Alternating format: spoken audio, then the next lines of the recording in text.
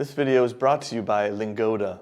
What's going on, everyone? 我是麦克老师. The Olympics are here, and one thing I know for sure is that there is no shortage of language talent. I don't know why, but when I look into figure skaters, a lot of them speak multiple languages. I need to think too much, and sometimes I can't sleep. I just thinking how to skating. We need to focus on the competition and do our best and trust each other.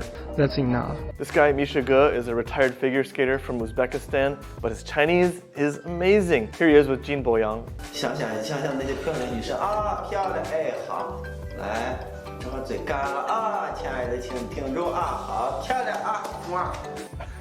Jason Brown from the US speaks Japanese. 皆さんこんにちは。僕はとても悲しい。でも、Yuzuruがとても大好き。 And a handful of Chinese Americans representing the US. 你好，我的名字是 Nathan Chen。希望我有办法做得更好，但是sorry。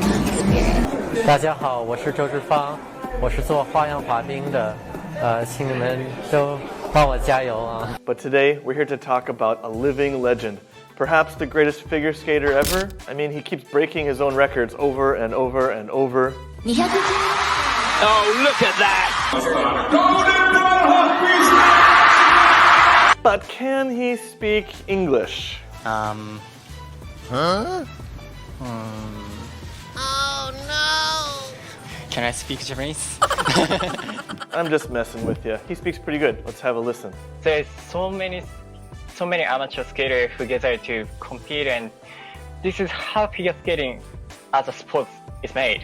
In almost every moment of my daily life, I'm constantly thinking about figure skating, and I am always hoping to become better and stronger. From that interview, I can tell he speaks quite fluently. If I had to make one complaint about his English, it would be about his pronunciation. One mistake I noticed he consistently makes is called an intrusion, where he's adding a sound that shouldn't be there or is not normally there. Let's have a listen and see if you can hear it.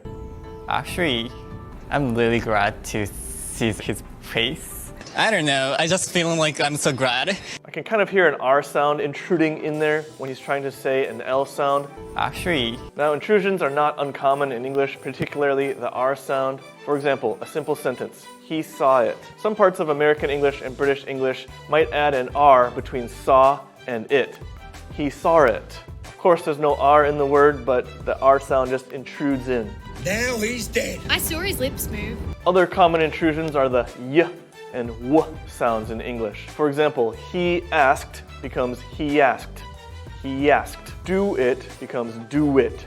Do it. There's a w sound sneaking in the middle there. Do it. Now, this is all not to say his pronunciation is all bad. Pretty good with connected speech, which we'll take a look at in a minute. Speaking of pronunciation, I want to give you guys the latest discount packages from Lingoda. I've got a 30% discount code in the description along with the link. It gives you 30% off a marathon course or your first month of a monthly subscription. Valentine's Day is around the corner. It's the month of love. Have you ever considered that learning a foreign language opens you up to all kinds of new relationships, friendships, business relationships, dating relationships? Take it from me, learning a new language completely changed my life. I'm married to someone who speaks a different native language than I do. But through language learning, we were able to overcome cultural and language barriers.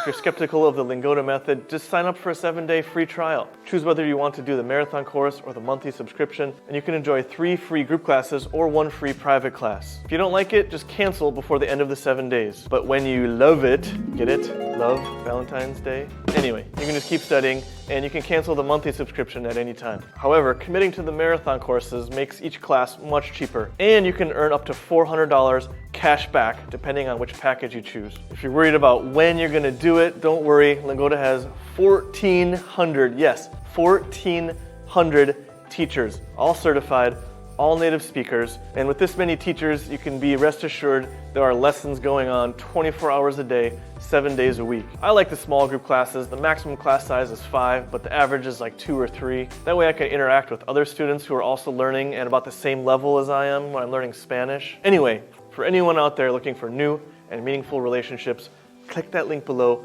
do the free trial, you're gonna love it. Here's a classic connected speech example from Yuzuru. Today you were calmer, yes. Not so intense. I don't know. I don't know. I just feeling like I'm so glad. I don't know. No. We never say this. I don't know. I don't know why you're not using this connected speech phrase right now. From watching Yuzuru's interviews, I can also tell he's very humble, and he knows how to be humble in English. Let's look at a few good phrases you can use to maybe deliver some bad news, or just to be really, really gentle in your speech. To be honest, sometimes it's tough and I feel like I'm being close into something, but it's this pressure that actually makes me stronger. After the phrase, to be honest, usually comes something slightly negative or maybe very negative. But it's a very, very polite and humble way to give the news. To be honest, I'm a terrible figure skater. To be honest, I'd rather not eat hot pot tonight. I've eaten it 3 nights in a row. Huh? Each one of the skaters has their own style. What they want to express, what they want to be able to do are so different to each other. That's why I am in no position to give advice. In no position. I am in no position. This is a very good phrase to use to show humility. I'm in no position to give an opinion. I'm in no position to tell you what to do. I'm in no position to tell you how to learn English. Wait, kind of am. Let me correct you. Since it's not only me who is having this sport, figure skating is a sport. Yes, there are shows that we are athletes and competitors. You can't compete with only one skater. Let me correct you. This one could be perceived as humble or aggressive depending on how you use it. It's certainly better than saying, no, you're wrong. Nobody likes to hear that. In this situation, he's just clarifying something that the interviewer said. So it's a very polite and humble way to correct someone. If you have a different opinion on a topic than someone else, then saying, let me correct you, may sound a little bit arrogant. So use this when talking about facts, not opinions. Yuzuru is also pretty funny. He also understands how to use English sarcasm. After his performances, there's a strange tradition where all the fans in the audience throw out Winnie the Pooh stuffed animals. So let's hear him talk about that. Can I ask you about Winnie the Pooh? Where did that come from? I think forest. Canadian forest. I don't know. Bear, forest. Funny guy. Is it all a superstition for you? I know he's a lucky charm for me, but kind of like a coach, because he always with me for every competition. So. Okay, there's 2 words in there I want to talk about. The first one is superstition. Superstition. Do you have any superstitions? Let me know in the comments below. When I was growing up, the lucky thing to have was a rabbit's foot keychain. Looking back on it all those years ago, it's kind of gross. Where the heck did they get all those rabbit's feet from anyway? I'm a rabbit murderer. Maybe I should make a video comparing US and China's superstitions. What do you think? Another word he said, Lucky Charm. Yes, it's a famous breakfast cereal, which is super unhealthy. Don't eat it. But a Lucky Charm is like a little pendant. Maybe you wear a bracelet and hang a bunch of Lucky Charms, or maybe a necklace. So to him, these Winnie the Pooh stuffed animals are his Lucky Charms. All right, lastly, we're gonna look at some cultural phrases used in English. Let's go, Yuzuru. I'm never feeling like a champion. I'm always challenger. I bet my life to this kid. I bet my life on something. He bet his life on skating. This is when you've given all your time and all your money and all your energy to one thing. I bet my life on it. You can also use this in a different context when you want to prove to someone that you're not lying, that you're being honest with them. You don't believe me? I bet my life on it. Promise you, I'm not lying. Or if they really, really need convincing, you could even pull out the I bet my own mother's life on it. You better be 100% sure before you bet your mother's life on it. Of course, I can't always deliver the 100%, but what I always try to do is respond to their expectation at 120% level. We have a funny phrase in the US, you gotta give 110%. Well, you know, you go out there and you give 110% and you want to play good and, you know, you hope you play good. But of course, you can't actually give 110%. You were all very good players.